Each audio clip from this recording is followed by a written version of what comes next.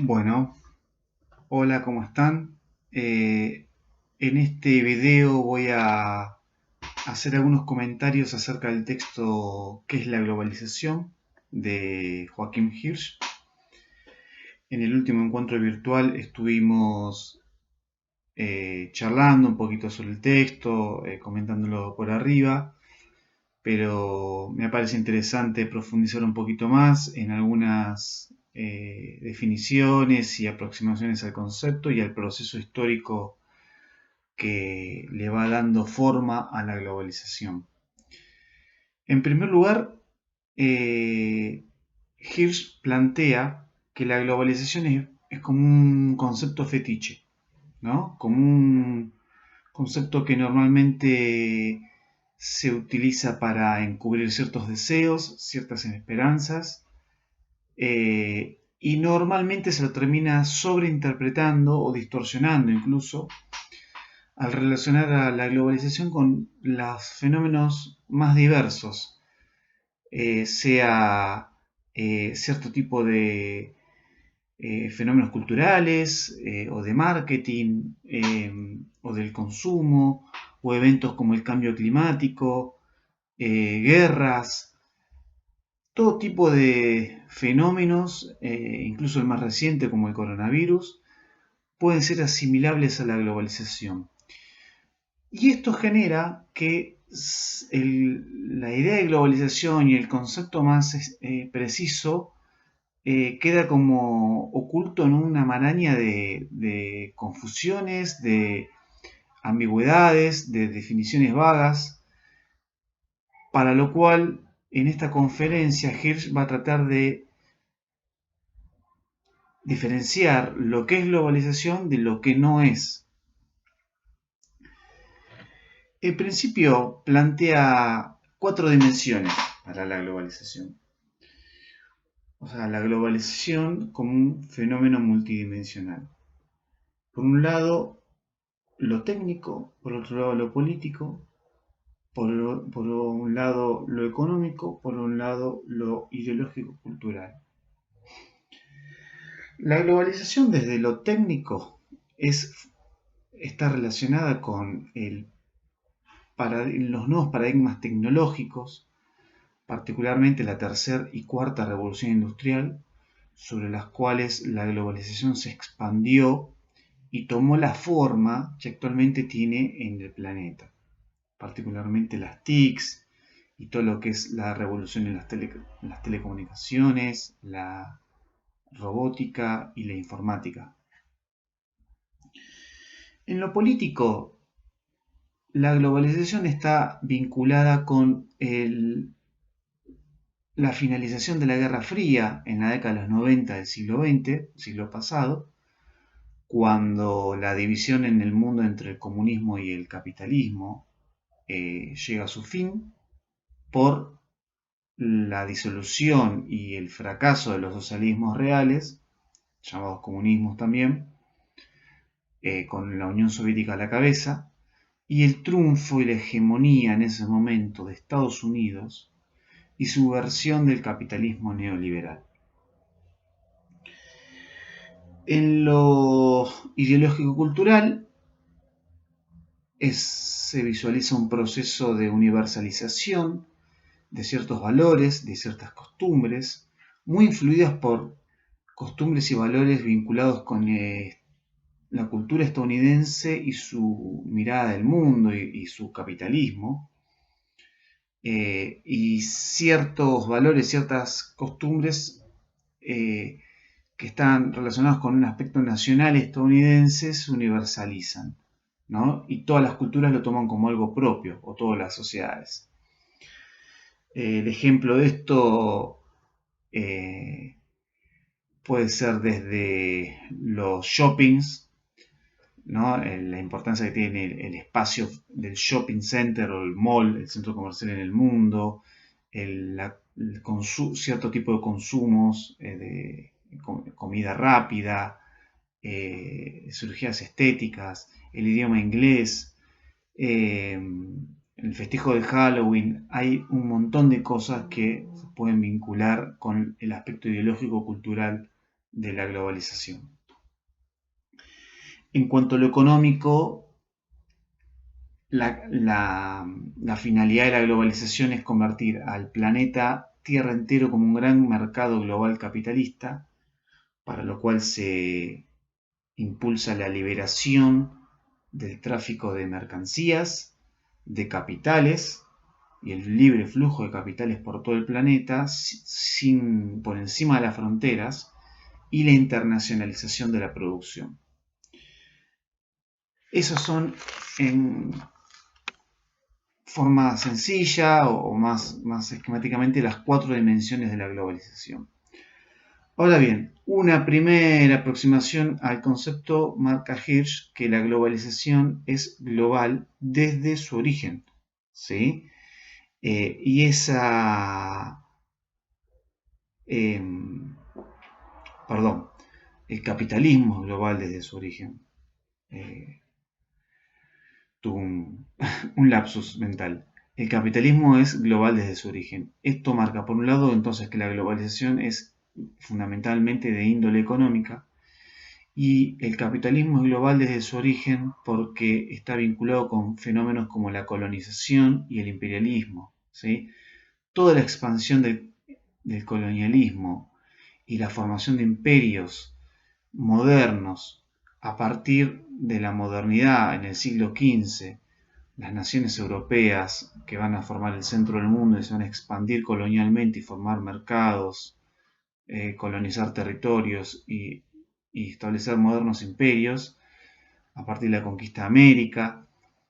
Todo ese proceso vinculado y entramado en modernidad, capitalismo, ¿sí? Colonialismo, imperialismo, va dándole forma a la globalización. Entonces, para entender a la globalización hay que entender la estructura histórica del capitalismo, va a decir Hirsch. Ese objetivo no va a estar, por supuesto, profundizado en esta pequeña conferencia que generó este texto, pero sí va a establecer dos momentos del capitalismo importantes para entender la globalización. Vamos a eso. Por un lado, en el siglo XX, en la década del 30, el capitalismo tiene una gran crisis llamada la crisis de Wall Street, la caída de la bolsa de Wall Street en 1929, que generó durante toda la década del 30 una crisis internacional económica, una paralización económica, parálisis del comercio, se generó una tasa de desempleo altísima, una caída de la producción industrial. Esta crisis duró hasta el inicio de la Segunda Guerra Mundial, básicamente, y fue la misma guerra en su carácter destructivo y de movilización social que le puso fin a esa crisis. La crisis del 30 a su vez está vinculada con la Revolución Rusa, la Revolución de Octubre de 1917 y el triunfo la formación de la Unión Soviética, que fue el primer Estado comunista en la historia. La presión y la movilización política de las clases trabajadoras, el auge revolucionario en muchos sectores de la población, y sobre todo en los grandes centros del centro mundial, en las grandes capitales y zonas industriales, va a generar una gran presión política en ese momento para el capitalismo que, dicho sea paso, está atravesando esta crisis económica. Para salir de esta doble situación política y económica, se busca un nuevo modo de regulación y de acumulación. Eso es, en términos políticos, el estado social o estado de bienestar. Y en términos económicos, la solución o la salida va a ser el Fordismo o la aceleración del Fordismo. Ya habíamos visto en otras clases que el Fordismo es una nueva forma de organización del trabajo industrial, ¿no es cierto? Originado en la industria automotriz, pero esa forma y esa nueva forma de organización del trabajo industrial se va a expandir hacia todos los sectores industriales del mundo moderno y va a generar un modelo económico, ¿sí?, de acumulación capitalista. Entonces tenemos estado de bienestar, Fordismo. El estado de bienestar, como hemos ya comentado, es un modelo político que implica un compromiso entre la clase trabajadora y las clases dominantes, mediados por un Estado que es activo, está presente, que genera estos compromisos de clase, que a su vez es un Estado que garantiza ciertos derechos sociales y laborales básicos, y es un Estado que suele ser muy activo e intervencionista en la economía. Además, se verifica un avance en el proceso de democratización de las sociedades modernas, con la incorporación a la política de sectores que no estaban representados adecuadamente o están subrepresentados, tales como la clase trabajadora, las mujeres, clases campesinas. Esta incorporación social y política al capitalismo va a darse en el marco entonces de la protección del estado social o de bienestar. Por otro lado, el Fordismo como modelo, bien sabemos que es un modelo que genera alta ocupación, demanda mucha mano de obra y proporciona salarios medianamente altos que promueven un ciclo de consumo masivo.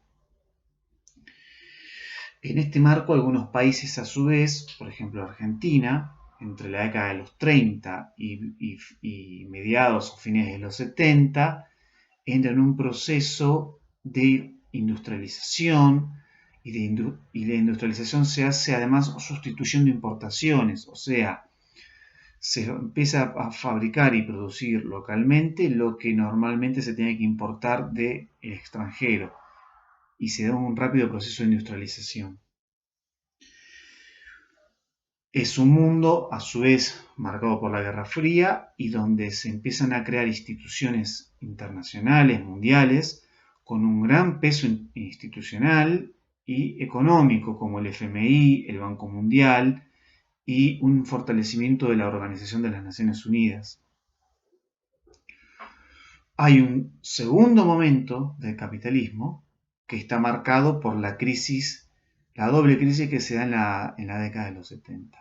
Por un lado entra en crisis el estado de bienestar, el estado social de bienestar, y por otro lado comienza a haber un límite en el modelo fordista de acumulación. En cuanto al estado de bienestar, se da un estancamiento, una crisis fiscal porque el Estado tiene grandes gastos, pero al mismo tiempo la capacidad de seguir distribuyendo la riqueza en el marco del capitalismo llega a un límite. La productividad industrial y social del Fordismo también empieza a llegar a un límite. Aumentan los conflictos sociales, los conflictos laborales, se da un nuevo ciclo de huelgas, de luchas sociales, muy marcado en los países centrales, pero también en países de la periferia como Argentina. Esto abre la puerta a una doble reforma. Políticamente, la salida del estado de bienestar va a ser a través de las reformas neoliberales que apuntan a reducir el Estado, achicarlo y ajustarlo lo más posible, y pasar a una política de privatización de las empresas públicas y de privatizar todo lo que se pueda de los servicios y de la lógica en general bajo la cual se organiza la sociedad. Estas reformas neoliberales se inician en Estados Unidos y en Reino Unido. En el Reino Unido con Margaret Thatcher, el Partido Conservador, en Estados Unidos con Ronald Reagan a principios de los 80, y a través de centros de pensamiento y universidades y empresas se va a ir expandiendo por todas partes a donde existía el capitalismo en un proceso gradual que va a llegar hasta la década de los 90. Por el lado económico, como hemos comentado también en otra clase, se da un proceso de nueva organización del trabajo industrial y luego del área de servicios, que va a tener como origen el modelo japonés del toyotismo, que va a plantear un tipo de producción descentralizada, mucho más flexible, eh, donde cambia la óptica y el rol del trabajador en la fábrica, donde se va a dar además un proceso de fuerte introducción de la robótica, de la automatización, perdón, y el capitalismo es donde finalmente entra en el carácter más global, porque se va a ir promoviendo un proceso de internacionalización, de liberación y de relocalización de empresas.